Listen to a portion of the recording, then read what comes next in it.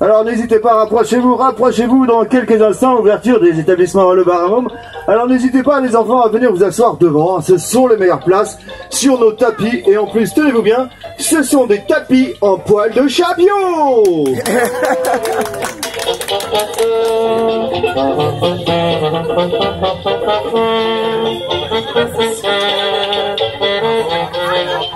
Mais rien ne sert de les caresser, ils ne ronronnent plus. Alors allez-y, hein, rapprochez-vous, il reste encore quelques places sur les tapis.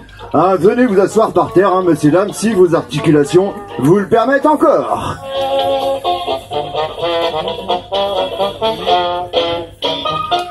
Eh bien, je crois que tout le monde est là.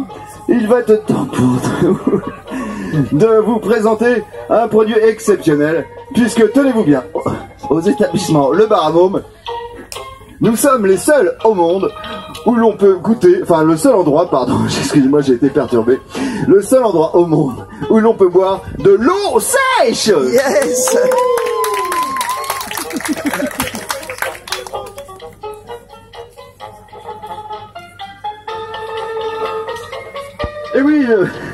Et oui, je le disais, excusez-nous, hein, il fait bien chaud, de l'eau sèche, et oui, l'eau sèche qui va vous déshydrater. Alors dans quelques instants, nous allons goûter de l'eau sèche, mais pas n'importe comment, de l'eau sèche que nous allons réhydrater en eau mouillée. Mais rassurez-vous, dans quelques instants, quelques démonstrations, suivies bien entendu de dégustation.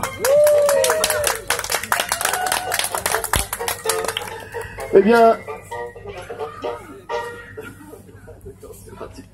il est temps pour moi de vous présenter ma nouvelle stagiaire. Voici, sous un tonnerre d'applaudissements, Marie-Pierre. Quel succès, Marie-Pierre. Alors regardez bien, Marie-Pierre.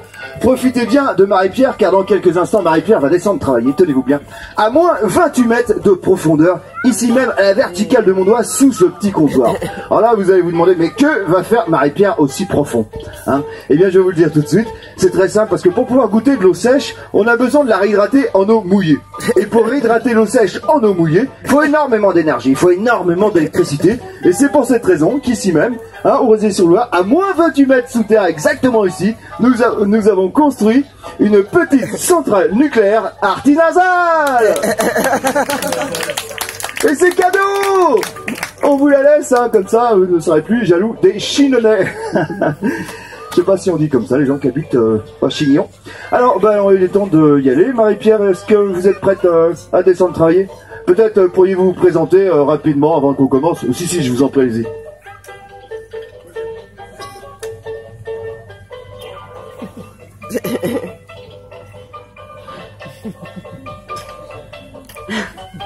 Alors, bonjour à tous, moi c'est Marie-Pierre, hein, Marie-Pierre Curie.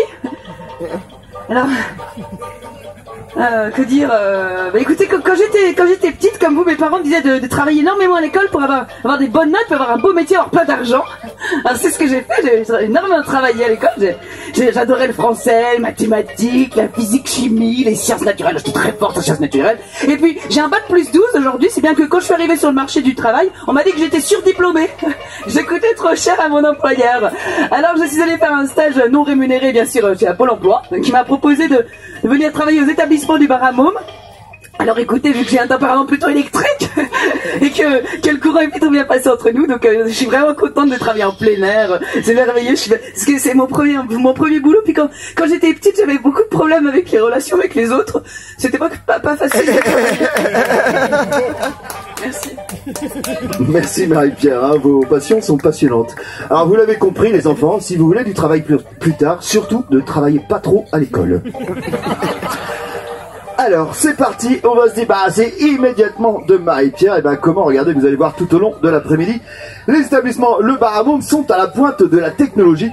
Nous sommes venus avec un ascenseur numérique électroportatif bionique qui va permettre à Marie-Pierre de descendre au moins 28e étage, hein, pour aller travailler à une vitesse incroyable. Regardez, Marie-Pierre va emprunter l'ascenseur à un taux d'intérêt très intéressant. Et regardez bien, dans quelques instants, elle va descendre à une vitesse mais astronomique, hein, au moins 28e étage. Ah, je crois que ça y est, c'est parti. Je vérifie si la machine est bien en train de descendre. Oui, j'ai l'impression que c'est le cas. La machine descend. Et oui, hop, et voilà, la porte se referme. Et là, regardez bien, plus de Marie-Pierre. Étonnant, non?